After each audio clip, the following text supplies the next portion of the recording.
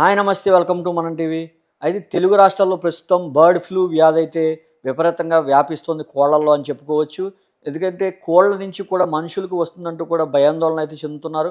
అధికారులు దానిపై పూర్తి స్థాయిలో విచారణ జరపడమే కాకుండా దానికి అది వ్యాపించకుండా అయితే చర్యలు తీసుకున్నట్లుగా అయితే మనకు సమాచారం అందుతుంది.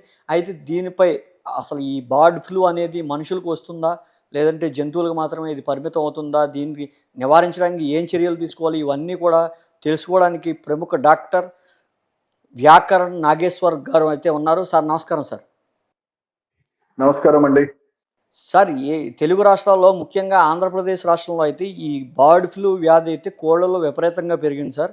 ఇప్పటికే అయితే కొన్ని నివారణ చర్యలు కూడా వారు తీసుకుంటున్నారు. అయితే ఇది మనుషులకు కూడా వ్యాపిస్తుందనే వదంతులు అయితే వినిపిస్తున్నాయి సార్. దాన్ని ఏమంటారు సార్ దాని గురించి? ఇది దాదాపు ఒక 30 సంవత్సరాల క్రితమే ఇలాంటి ఇన్ఫెక్షన్ ఇది పౌల్ట్రీ నుంచి వచ్చే అవకాశం ఉంటుంది. బర్డ్ ఫ్లూగా దీన్ని పరిగణించి దీనికి టైప్ 1 ఇన్ఫ్లుయెన్జాగా మనం చెప్పడం జరిగింది. అయితే ఈ టైప్ 1 ఇన్ఫ్లుయెన్జా మనం ఏదైతే మాట్లాడుతున్నామో చాలా రోజుల వరకు ఇది పౌల్ట్రీ బర్డ్స్ నుంచి బర్డ్స్ కి వచ్చేంత వరకే ఉండేది. అంటే ఒక బర్డ్ నుంచి ఇంకో బర్డ్ ఇన్ఫెక్ట్ రావడము, ఒక రెస్పిరేటరీ టైప్ ఆఫ్ ఇన్ఫెక్షన్ కోడిలలో రావడము ఇలా జరిగేది.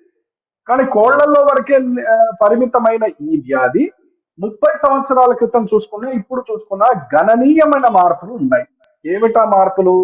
అది కేవలం కోడి నుంచి కోడికే కాకుండా ఇప్పుడు దాదాపు ఒక 6 నెలల క్రితం నుంచి యుఎస్ఏలో గడగడలు పుట్టిస్తుంది. అమెరికాలో దేశం అగ్రరాజ్యం కూడా గడగడలాడిపోవడానికి కారణం ఏంటంటే ఇది ఆవులకి, బర్రెలకి, తర్వాత పిల్లులకి, తర్వాత నీటి జీవరాశులకి సీల్స్ అంటాం, ఫిషెస్, వేల్స్ అంటాం, వీటికి కూడా ఆ వైరస్ వ్యాప్తి చెందుతుందంటే అది ఎంత తీవ్రంగా ఉంది, ఎంత ఫాస్ట్ గా వ్యాప్తి చెందుతుంది, ఎన్ని మ్యుటేషన్ జరుగుతుంది అనేది మనకి క్లారిటీగా తెలుస్తుంది.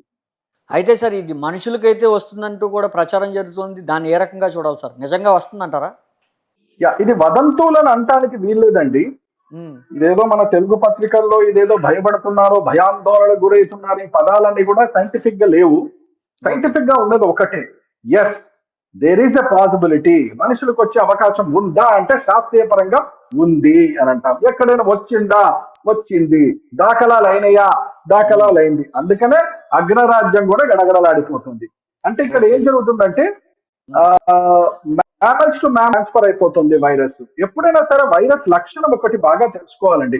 దురదృష్టం ఏంటంటే తెలుగు రాష్ట్రాల్లో రాజకీయం, ఎంటర్టైన్మెంట్ ఎంత తెలుస్తుందో వైరస్ గురించి అంత తెలియలేదు. వైరస్ ఎట్లా ఉంటుందని అంటే ఒక్కసారి రావడం అనేది జరిగితే అది గనక ఉక్కిపాదంతో దీన్ని కంట్రోల్ చేయకుండా చాలా అశ్రద్ధ చేస్తే ఆ పబ్లిక్ లోనే ఉండిపోయి అవి మ్యుటేషన్స్ చెంది ఒకటేసారి మళ్ళీ విజృంభించే అవకాశాలు ఉంటాయి. మనం కరోనాలో కూడా చూసుకున్నాం.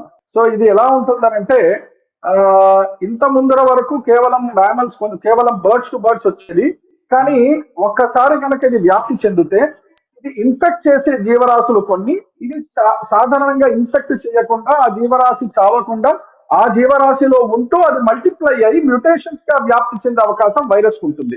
నేను ఇంతకుముందు చెప్పినట్టు ఎంటర్టైన్మెంట్, రాజకీయాల్లో తెలుగు వాళ్ళకున్న ఆలోచన వైరస్ మీద లేదు కాబట్టి చెప్పాల్సి వస్తుంది. ఎందుకంటే వైరస్ వచ్చింది, నాకు బాగానే ఉన్నాను, నేను బయటపడ్డానని చాలా మంది అనుకున్నారు. కరోనా టైంలో కూడా మనం చూసాము వైరస్ ఇన్ఫెక్షన్ రావడము, తగ్గినట్టే తగ్గడము, 8 నెలల తర్వాత మళ్ళీ విజృంభించడం. ఎందుకు జరుగుతుంది అలా? ఇది వైరస్ బాడీలో ఉన్న తర్వాత అది కొన్ని రకాలైన మార్పులు జరుగుతుంది. దాన్నే మేము సైంటిఫిక్ గా మ్యూటేషన్స్ అని అంటాం. ఎప్పుడైతే ఆ మ్యూటేషన్స్ జరుగుతాయో ఆ మ్యూటేషన్స్ జరగంగానే దానికి ఒక కొత్త శక్తి వస్తుంది. అంటే ఇమ్యునాలజికల్ పవర్.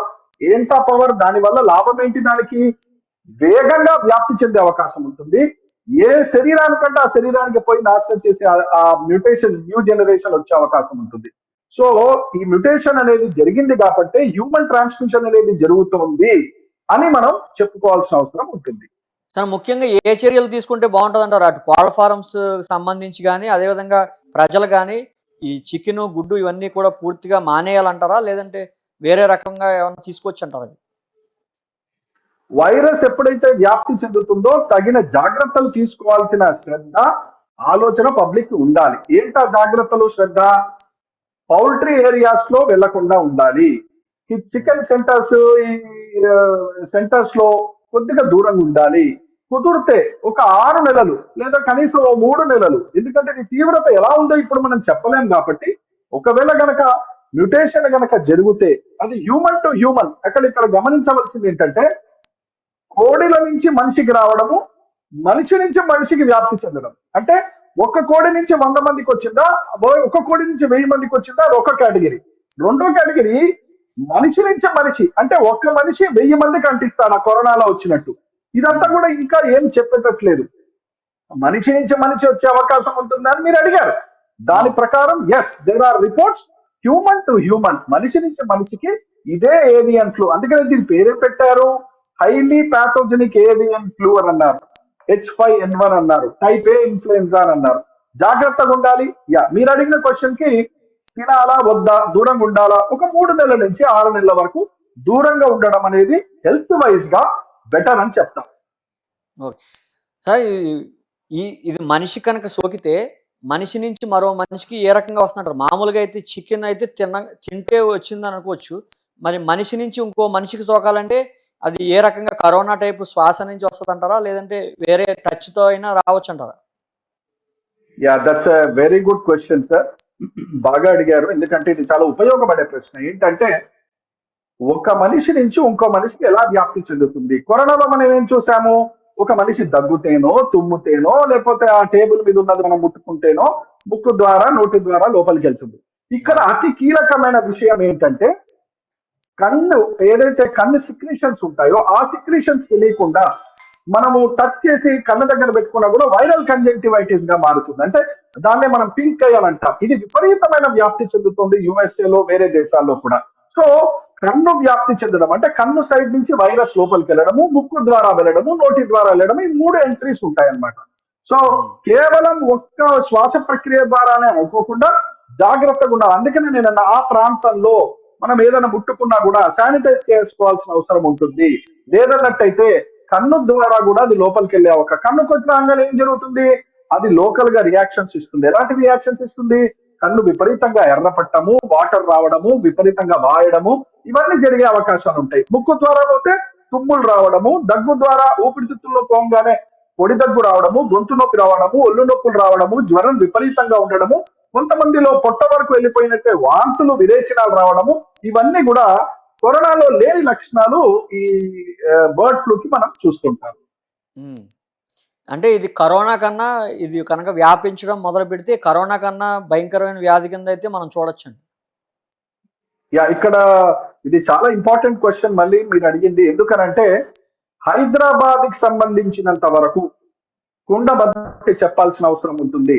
ఏదైతే కబూతరం మనం పెంచుతున్నామో, ఏదైతే పీజియన్స్ పావురాలు మనం విపరీతంగా చూస్తున్నామో, ఈ పావురాలు ఈ వైరస్ వ్యాప్తికి ఉపయోగపడే అవకాశం ఉంటుంది అని శాస్త్రీయ పరంగా మనకు తెలుస్తుంది.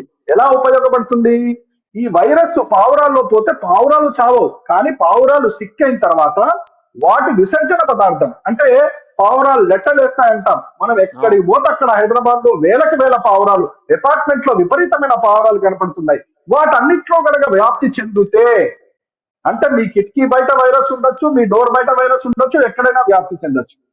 So that's a dangerous thing. ఇది అధికారులు కానీ, మినిస్ట్రీస్ కానీ, హెల్త్ డిపార్ట్మెంట్ కానీ పావురాలు గనక ఇన్ఫెక్ట్ అయితే హైదరాబాద్ లో ఇబ్బంది పడే అవకాశం ఉంటుంది అని శాస్త్రీయ పరంగా చెప్తున్నాం. ఎందుకంటే పీజియన్స్ ఆర్ ద హోస్ట్. అది పావురాన్ని చంపేంత వరకు తీసుకెళ్లరు, కానీ దాంట్లో ఉండి, పావురాల్లో ఉండి దాన్ని ఇన్ఫెక్ట్ చేయడమే కాకుండా దాన్ని వ్యాప్తి చెందుతుంది, అంటే వైరస్ మల్టిప్లై అవుతుంది అనమాట. ఇది డేంజరస్ స్టెప్ అనమాట. సార్, కొంతమంది ఆ పశ్చిమ గోదావరి జిల్లాలో కొంతమంది ఈ కెనాల్స్లో కూడా ఈ చచ్చిపోయిన కోళ్ళను వేస్తున్నారు సార్. ఆ వేసే క్రమంలో అది వేరే దానికి ఇన్ఫెక్షన్ అయ్యే అవకాశం ఉంటుంటారా? ఖచ్చితంగా అండి, ఖచ్చితంగా. అది చాలా బ్యాడ్ స్టెప్ అండి. అధికారులు మరి వెంటనే కట్టడి చేయాలి, లేదంటే ఊర్లు కూడా వ్యాప్తి చెందే అవకాశం ఉంటుంది. ఇది చాలా డేంజరస్. ఎందుకంటే వాటి విసర్జన పదార్థం అయితేనేమింది, వాటి నోట్లోంచి వచ్చే సిక్రీషన్స్, కోడి నోట్లోంచి వచ్చే సిక్రీషన్స్ ఏమైతున్నాయో వాటన్నిటిలో కూడా వైరస్ ఉంటుందని మనం చెప్తాం. సో శాస్త్రీయ పరంగా ఇది డేంజరస్ స్టెప్. అంటే ఎలా ఉందనంటే, కరోనా పేషెంట్ ఉన్నాడండి, బస్సులో ఎక్కడండి, వాడు మాస్క్ పెట్టుకోలేదండి, కళ్ళ దగ్గాడండి, వ్యాప్తి చెందుతుంది అంటారా అంటే ఎస్, శాస్త్రీయ పరంగా వచ్చే అవకాశం ఉంటుంది. ఇప్పుడు కూడా నీళ్ళల్లో వదిలిపెట్టడం అనేది చాలా డేంజరస్, అది చేయకూడదు. ఓకే సార్, చాలా మంచి ఇన్ఫర్మేషన్ అయితే ఇచ్చారు సార్. Thank you sir. నమస్తే. నమస్తే అండి. ఉమ్. ఇది పరిస్థితి. ఖచ్చితంగా ఇది కరోనా కన్నా భయంకరమైన వ్యాధి కింద మారే అవకాశం ఉందంటూ కూడా ప్రముఖ డాక్టర్ వ్యాకరణం నాగేశ్వర్ గారు అయితే చెప్పడం జరిగింది. అందుకని ప్రస్తుతం ఖచ్చితంగా ప్రజలందరూ కూడా అప్రమత్తంగా ఉండాలి. 3 నెలలు, సుమారు 3 నెలలు అయితే ఖచ్చితంగా ఈ చికెన్ తినడానికి కానీ, గుడ్లు తినడానికి కానీ ఖచ్చితంగా వాటిని దూరం పెట్టాలంటూ కూడా ప్రముఖులందరూ చెప్పడం జరుగుతుంది.